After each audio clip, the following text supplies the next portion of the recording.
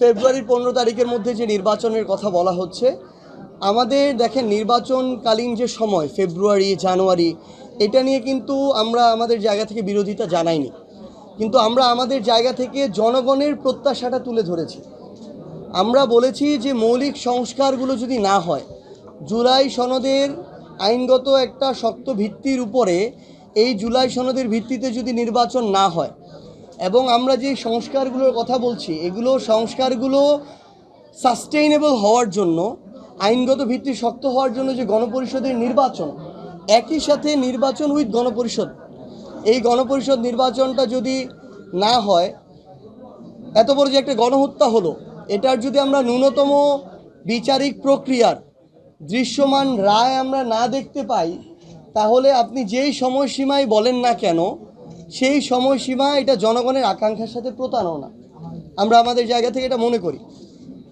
তাই আমাদের জায়গা থেকে স্পষ্ট যে বার্তা, যে এটাই বাস্তবতা যে সকল যে বিচারিক প্রক্রিয়া এগুলোর রায় ফেব্রুয়ারির মধ্যে হবে না বা হওয়া সম্ভব না, কিন্তু দৃশ্যমান কিছু গণহত্যার সাথে সরাসরি সম্পৃক্ত যে ব্যক্তিরা, শেখ হাসিনা, কামাল থেকে শুরু করে আরাফাত, পলক থেকে শুরু করে যারা ছিল, এই ফ্যাসিস্টদের সবচেয়ে বড় যারা বাহক ছিল, ধারক ছিল, তাদের রায় কার্যকর কিংবা রায় প্রকাশিত হওয়ার পূর্ব পর্যন্ত অন্তর্বর্তীকালীন সরকার ওই প্রক্রিয়ায় তাদের জায়গা থেকে জনগণের আকাঙ্ক্ষার বিপরীতে যেতে পারে না।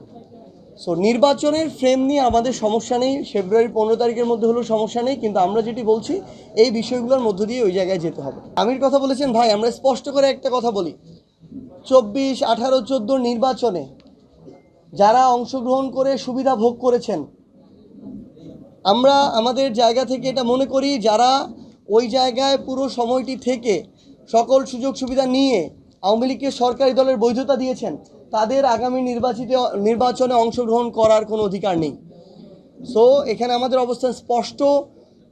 এটা আমরা আওয়ামী লীগের প্রশ্নও বলেছি, আমরা জাতীয় পার্টির প্রশ্নও বলেছি, যে তাদের বিচারিক প্রক্রিয়ার মাধ্যমে নিষিদ্ধ করার দিকে তাদের পথ, এবং দলগতভাবে এই আওয়ামী লীগের বিচার হতে হবে, এবং তাদের যারা বৈধতা দিয়েছে তাদের ওই বিচারিক প্রক্রিয়ার মধ্য দিয়েই যেতে হবে। সো এক্ষেত্রে ডামি বলেন আর অ্যাকচুয়াল বলেন, যারা এই নির্বাচনগুলোতে অংশগ্রহণ করে এমপি হয়ে ফ্যাসিস্ট কাঠামো তৈরিতে সহযোগিতা করেছে এবং সকল সুযোগ সুবিধা নিয়েছে, তারা আগামী নির্বাচনে কোনোভাবে অংশগ্রহণ করতে পারবেন। আওয়ামী লীগের তাদের জায়গা থেকে যদি আপনি বলেন, এখানে তাদের কিছু যেগুলো কুকর্মের দোসর, কালপ্রিট, তারা কিন্তু এমন অনেকে আছে যারা ওই 5ই আগস্টের সময়ে বা একটু আগে পরে যে কোনোভাবে যে কারো সহযোগিতা দেশ ছেড়ে পালিয়েছে। তারা যখন ওই দেশে এই ধরনের আবার অনাকাঙ্ক্ষিত এই ঘটনাগুলো সৃষ্টি করছে, আমরা মনে করি বাংলাদেশের পররাষ্ট্র মন্ত্রণালয়, অন্তর্বর্তীকালীন সরকার, তাদের পক্ষ থেকে ক্লিয়ারলি এই বিষয়ে অ্যাকশনে যাওয়া প্রয়োজন, এবং তাদের জায়গা থেকে আমরা দৃশ্যমান পদক্ষেপ প্রত্যাশা করি, যেটা নিতে তারা এখন পর্যন্ত ব্যর্থ হয়েছেন। মাহফুজ আলম ছাত্র উপদেষ্টা, তিনি যখন এরকম একটা ঘটনার মধ্য দিয়ে যান, পরবর্তীতে আপনি যখন আবার ছাত্রদের যে অভ্যুত্থানে যারা নেতৃত্ব দিয়েছে তাদেরকে নিয়ে আপনি একটি সফরে যাবেন, আপনার ওই প্রতিরোধমূলক ব্যবস্থাগুলো নিয়ে যাওয়া দরকার ছিল, আপনি নেন না। এটা আপনার গাফিলতি, এটা আপনার সীমাবদ্ধতা, এই ব্যর্থতার দায় আপনার স্বীকার করতে হবে। কিন্তু আমরা চাই এর পরবর্তীতে শুধু দায় বহন করে আর বিবৃতি দিয়েই যেন আপনার পদক্ষেপ শেষ না হয়ে যায়। আপনাদের স্পষ্ট এগুলোর বিরুদ্ধে দৃশ্যমান ব্যবস্থা নিতে হবে, আমরা সেটার দিকে তাকিয়ে আছি। আর শাপলার ক্ষেত্রে আমাদের আলাদা অপশন আছে কিনা, আমরা তো আলাদা অপশন দিয়েছি, আমরা সাদা শাপলা দিয়েছি, লাল শাপলা দিয়েছি, যদি একান্তই তাদের অনেক বেশি কষ্ট হয়ে যায়। কিন্তু এটা সবচেয়ে দুঃখের কথা, অভ্যুত্থান পরবর্তী বাংলাদেশে একটা স্বাধীন প্রতিষ্ঠান, কোনো আইনগত বাধা না থাকার পরও আমরা মনে করি অন্য কোনো চাপের কারণে তারা এটা দেওয়ার মতো সাহস করতে পারছে না। এটা তাদের জায়গা থেকে আমরা মনে করি যে তাদের এটা একটা বড় ব্যর্থতা, যে এইটুকু সাহস তারা দেখাতে পারছে না ওই জায়গায়। তো আমরা নতুন করে আবার আবেদন করেছি, আপনারা দেখেছেন ইতিমধ্যেই, যে শাপলা প্রতীক তারা বলছে সংযুক্ত করা হয়নি, অথচ আমরা যেদিন আবেদন করেছি সেদিন থেকে তো তার এই প্রক্রিয়া যাওয়ার কথা ছিল, যেহেতু আমরা শাপলা চেয়েছি, আইনগত বাধা থাকলে কোনো কথা ছিল না। তো আমরা নতুন করে সংযুক্ত করার আবেদন করেছি আমাদের জায়গা থেকে, যেহেতু আরও আমরা মনে করি নির্বাচনের একটা বড় সময় আছে, এত সময়ের কোনো প্রয়োজন নেই এটা সংযুক্ত করতে। আমরা আশা করছি যে অভ্যুত্থান পরবর্তী বাংলাদেশে কারো সাথে কোনো প্রভাবকের দ্বারা প্রভাবিত হয়ে ইনজাস্টিস হবে না।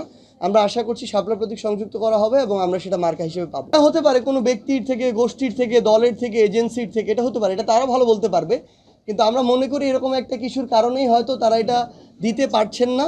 এই সীমাবদ্ধতা তাদের নিজেদেরই কাটিয়ে ওঠা উচিত। কাঁঠাল তো জাতীয় ফল, এটা তো একটা দলের মার্কা, তো জাতীয় ফল হতে পারলে ফুল হতে পারবে না কেন? এরকম তাদের বিধিনিষেধ, আইনে কোনো বাধা নেই।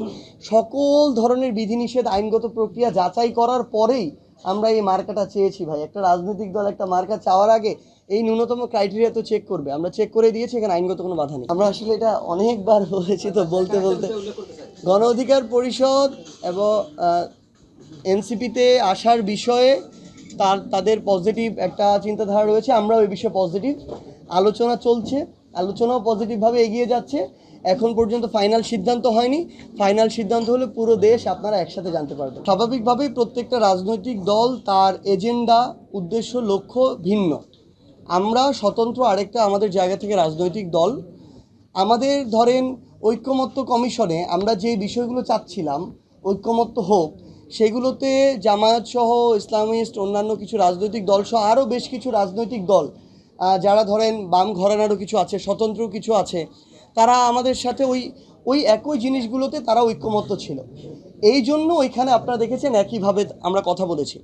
কিন্তু সর্বশেষ আপনারা দেখেছেন যে জামায়াতের কেন্দ্র করে বা ইসলামী আন্দোলন বাংলাদেশ সহ যে কয়েকটি ইসলামিস্ট রাজনৈতিক দল একসাথে একটা মুভমেন্টে গিয়েছেন রাজপথে। সেখানে একটা গুরুত্বপূর্ণ দাবি ছিল উভয় কক্ষে পিআর। তো আমরা তো এনসিপি আমাদের পক্ষ থেকে স্পষ্ট করে বলেছি আমরা উচ্চকক্ষে পিআরের পক্ষে, আমরা নিম্নকক্ষে পিআরের পক্ষে নই। তো এত একটা গুরুত্বপূর্ণ দাবিতে যেহেতু আমার দ্বিমত রয়েছে, তাহলে তো আমরা ওই একই দাবিতে রাজপথে যেতে পারি না। কিন্তু আমরা মনে করি যে আগামীতেও যদি এরকম কোনো গুরুত্বপূর্ণ দাবি যেটা জনগণের আকাঙ্ক্ষার সাথে সম্পৃক্ত, দেশের আকাঙ্ক্ষার সাথে সম্পৃক্ত, এটাতে যদি অন্য কোন দল, ইভেন এমন হতে পারে যে ক্ষেত্রে আমাদের সাথে বিএনপির সাথে ঐক্যমত্য আছে, সো ওই ক্ষেত্রে এটা দাবির প্রেক্ষিতে নির্ধারণ করবে যে আমরা কাদের সাথে একসাথে আমাদের আন্দোলনটা চালিয়ে যাব। দয়া করে কোনো দল মার্কার প্রতি অন্ধ হয়ে আমার পূর্বসূরি কেউ একজন দিয়েছিল দেখে ওইভাবে ওই ভোট দেওয়ার প্রক্রিয়াতে না যাই।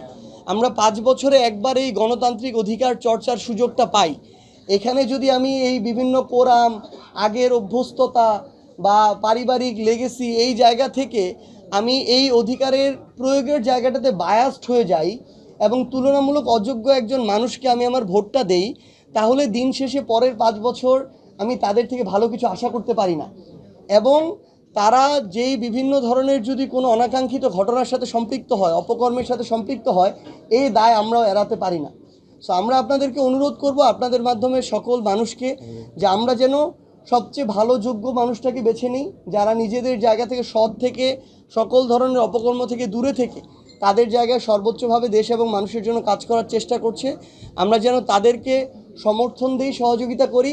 এবং আপনাদের প্রতি অনুরোধ রাখব, সর্বশেষ যে অনুরোধটি, আপনাদের কাছে আমাদের অনেক প্রত্যাশা। জুলাই অভ্যুত্থানে আপনারা এই প্রত্যেকটা গুরুত্বপূর্ণ ঘটনাগুলো, রাজপথের চিত্রগুলো শুধু বাংলাদেশ নয় বিশ্বের সামনে তুলে ধরেছিলেন বলেই মানুষ এভাবে রাজপথে নেমে এসেছিল, এভাবে সব কিছু মানুষকে হার্টে গিয়ে হিট করেছিল। সো আমরা চাই আগামীর বাংলাদেশেও আপনারা আপনাদের এই পেশাদারিত্বটুকু বজায় রাখবেন, কারণ আপনারা আপনাদের এই গুরুত্বপূর্ণ পেশাটার সাথে যতটা জাস্টিস করবেন, আগামীর বাংলাদেশে কালপ্রিটরা অপকর্মের সাথে সম্পৃক্ত হতে ততটা ভয় পাবে।